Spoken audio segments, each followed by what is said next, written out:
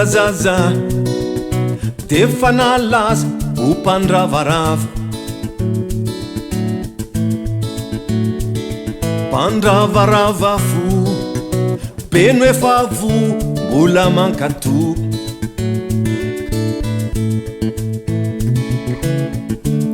Anjely latsaka tany lay sipakely pakafo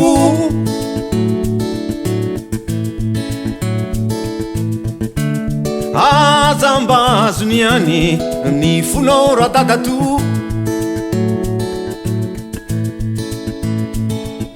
ny fitsikiny ny aiainao ampitoniny ny fijeriny ny afo ao anatinao ampiretiny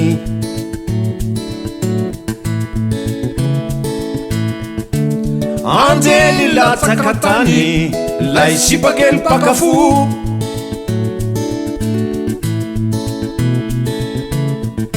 sota velany tokotany ny fonao radadato o radadatoa ampidiro fonareo e toany pakafo e izy miresaka tambitamby no betsaka nieny tsandriny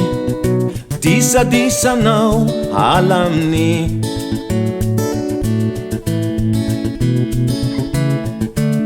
Anjely latsaka tany lay sipakely pakafo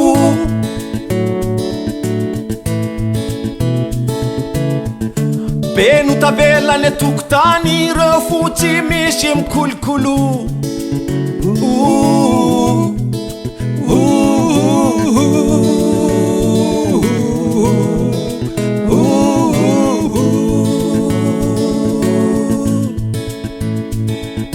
taningazana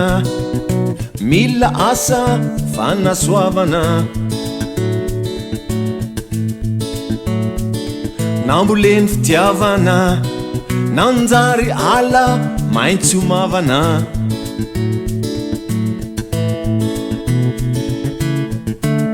Anjely latsaka tany lay sipakely mpanao asaso